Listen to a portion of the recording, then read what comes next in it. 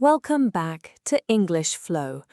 Today, I don't want to teach you grammar, I don't want to give you 50 new vocabulary words, and I don't want to tell you that becoming fluent is easy, because I don't believe that.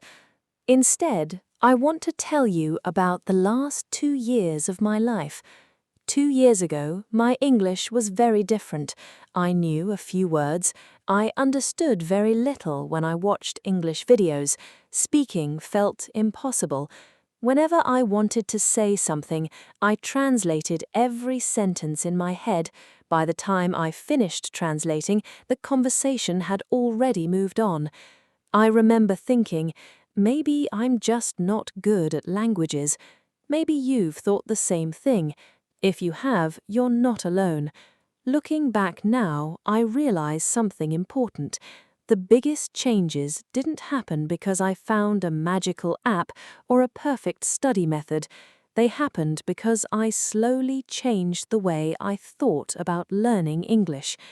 Today, I want to share some of the biggest lessons these 2 years have taught me. Not because I'm an expert, I'm not. I'm still learning every day. But sometimes someone who is still walking the road can tell you what the next few steps look like. Lesson 1.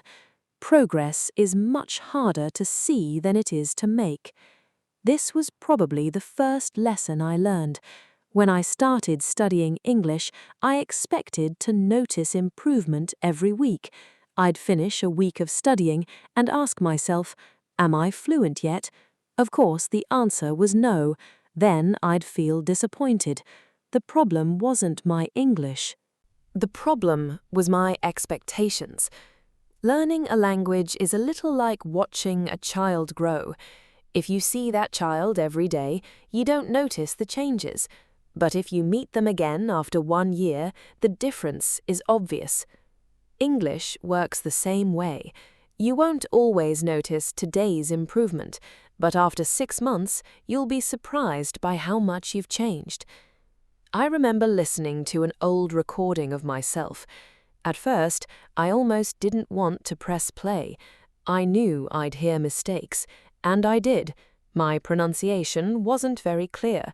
I spoke very slowly. I stopped in the middle of sentences because I couldn't remember simple words. But something else surprised me. I understood how much I had improved, not because today's English was perfect, but because yesterday's English was much weaker. That recording changed the way I measured progress. I stopped asking, am I fluent? Instead, I started asking, am I better than I was last month? That's a much fairer question. Lesson 2. You don't need more resources, you need more repetition. For a while, I believed every new app would change my English, every new YouTube channel, every new website, every new book. I kept searching for the perfect resource. Maybe you've done this too. You spend 30 minutes looking for the best English video, then you watch 5 minutes before searching for another one. I realized I was spending more time choosing resources than actually learning. One day I decided to stop. Instead of following 10 different channels, I followed only a few. Instead of downloading another vocabulary app, I reviewed the words I already had. At first, it felt boring. I wanted something new. But repetition has a strange power. The second time you hear a word, it feels familiar. The 5th time, you remember it. The 10th time, it becomes part of your English. That's when I understood something. Learning isn't always exciting. Sometimes the most effective practice feels ordinary, and that's okay. Lesson 3. Speaking doesn't start with confidence.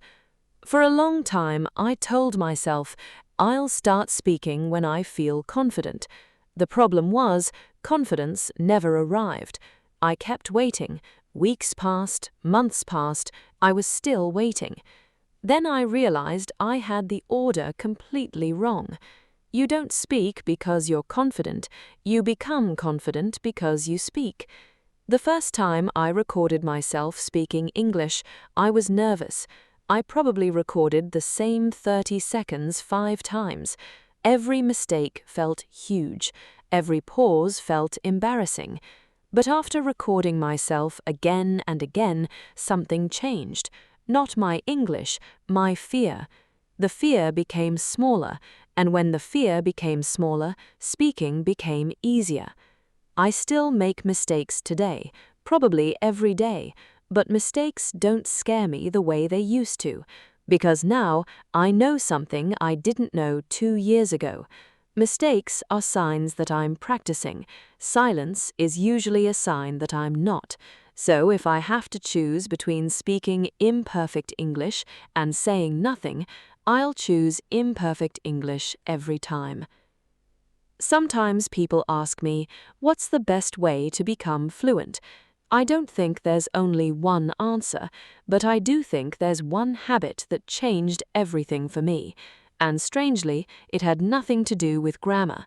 It had nothing to do with vocabulary lists. It changed the way I lived with English every single day. We'll talk about that in the next part. Before we continue, I want to remind you of something. Everything I'm sharing today comes from my own experience. I'm not saying this is the only way to learn English. I'm simply sharing what helped me after trying many different things. Maybe some of these ideas will help you too. Let's continue. Lesson 4. English became easier when it became part of my life. For a long time, English only existed during study time. When I opened a book, I was learning English. When I closed the book, English disappeared. Looking back, I think that was one of my biggest mistakes. A language isn't something you visit once a day. It's something you slowly invite into your life. I didn't realize that at first. One evening, I was making dinner. Without thinking too much, I looked at what I was doing and said quietly, "I'm cutting the vegetables. The water is boiling. I need a plate." Those were very simple sentences. Honestly, they weren't impressive at all, but something felt different. For the first time, I wasn't studying English, I was using it. That small habit stayed with me. Now, when I'm walking somewhere, I sometimes describe what I see. When I'm cleaning my room, I name the things around me. When I'm waiting for a bus or standing in a line, I ask myself simple questions in English. What should I do this evening? What did I learn today? At first, my sentences were short. Sometimes I repeated the same words again and again. But that repetition made those words feel natural. I stopped waiting for English time. English became part of ordinary life, and that changed everything. Lesson 5. Forgetting is part of learning. There was something that used to frustrate me more than anything else: forgetting. I would learn a word on Monday, by Thursday it was gone. I thought that meant I wasn't learning. Now I see it differently. Forgetting doesn't always mean you failed. Sometimes it means your brain is asking for another meeting with that word. Think about the names of people you've known for years. You remember them because you've heard them many times. Vocabulary works in the same way. One meeting isn't enough. The word needs to come back again and again and again. Now, when I forget a word, I don't get angry with myself. I simply say, "Okay, my brain needs another reminder." That small change in attitude made learning much less stressful. Lesson 6. Listening is more than hearing words. When I first started listening to English podcasts, I had one goal: understand everything. If I missed a sentence, I became frustrated. Sometimes I even stopped the podcast because I felt I wasn't learning. But one day I asked myself, do I understand every single word when people speak my own language? The answer was no. Sometimes people speak too fast, sometimes they mumble, sometimes I miss a word, and that's normal. So why was I expecting perfection in English? Now I listen differently. I don't try to catch every word. I try to understand the main idea. If I understand 70 or 80%, I'm happy. Because next month that might become 85%, then 90. Little by little, that's how progress happens. Lesson 7. I learned more when I stopped comparing myself. This lesson took me a long time to learn. I used to watch people speaking beautiful English on YouTube. Their pronunciation sounded perfect. They spoke without hesitation. Then I looked at my own English. I thought, I'll never sound like that. But I forgot something important. I didn't know their story. Maybe they had studied for 10 years. Maybe they lived in an English-speaking country.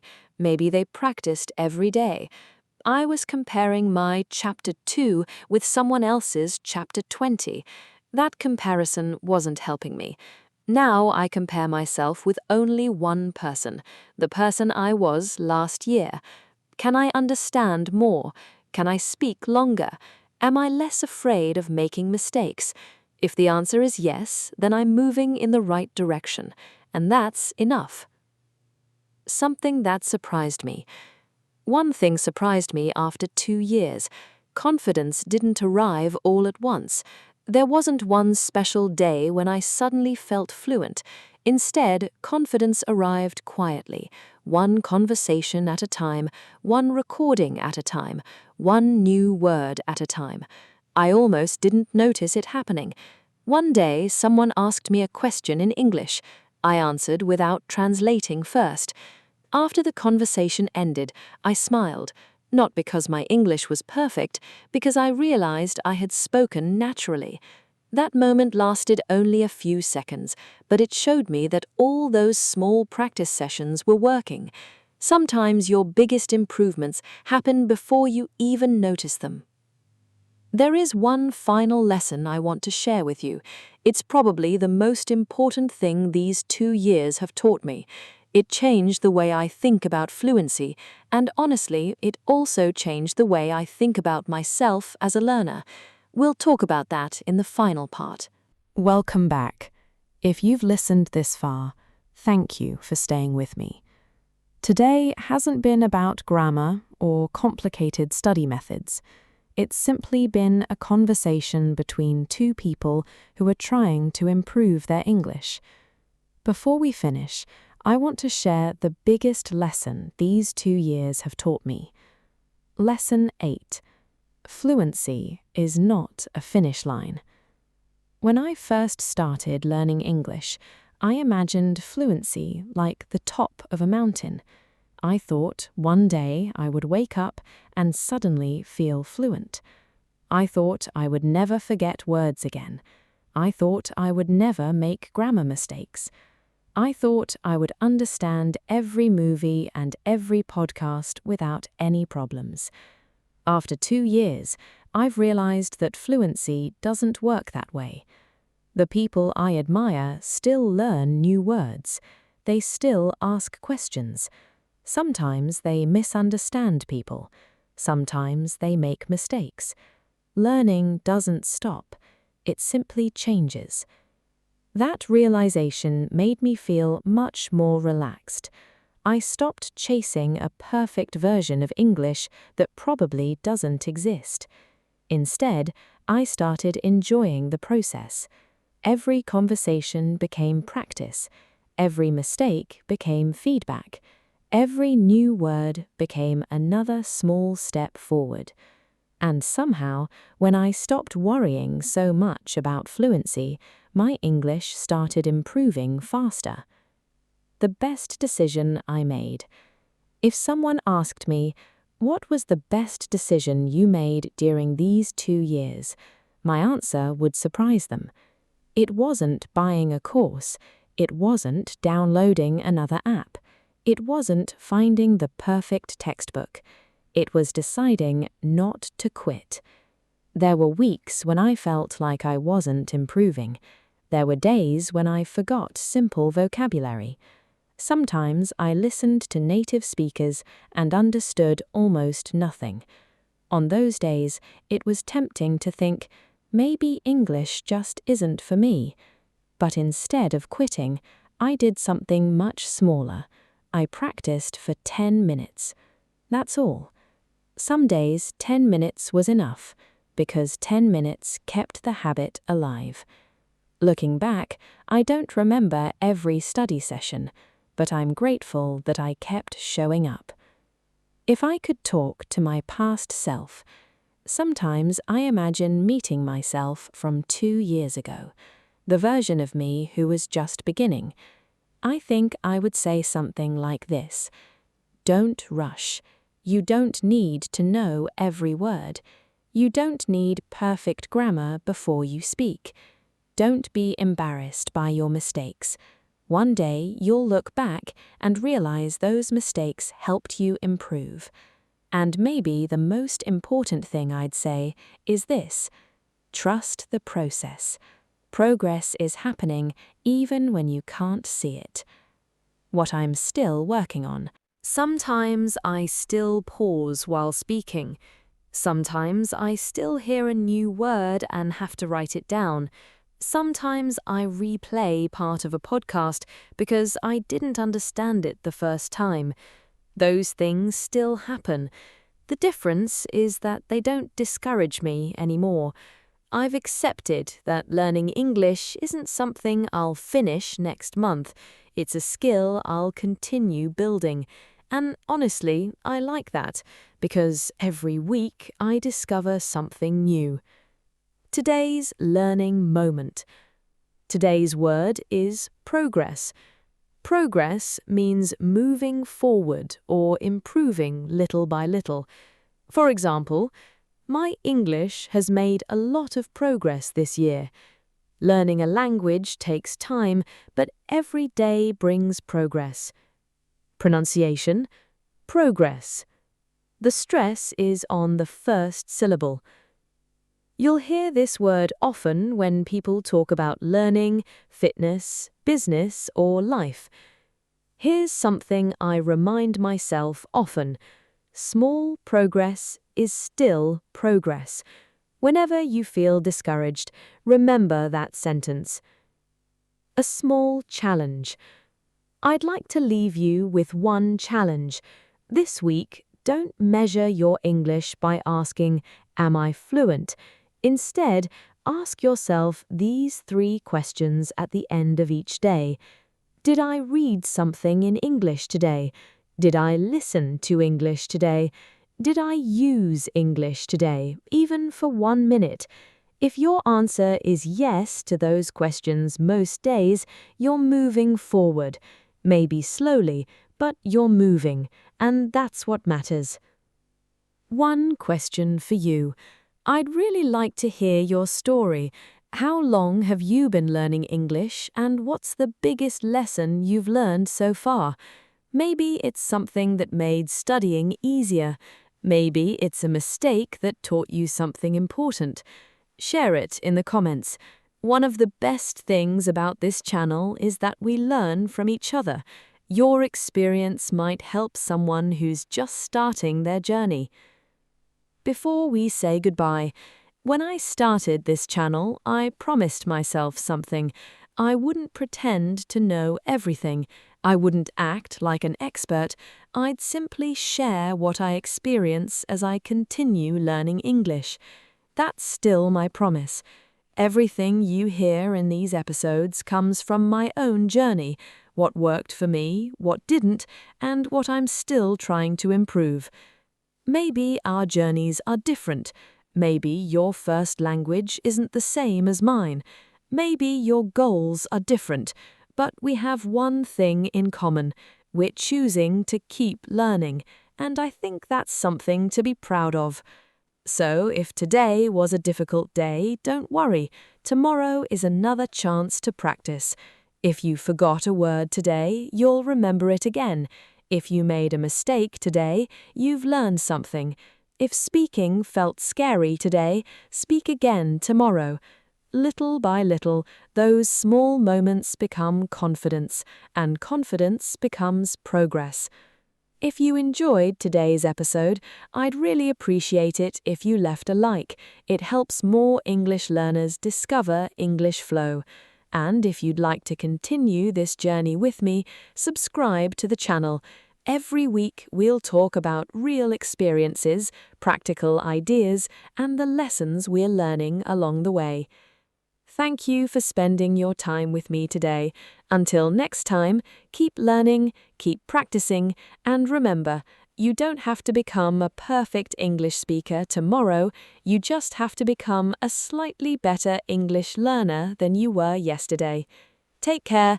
Goodbye, everyone.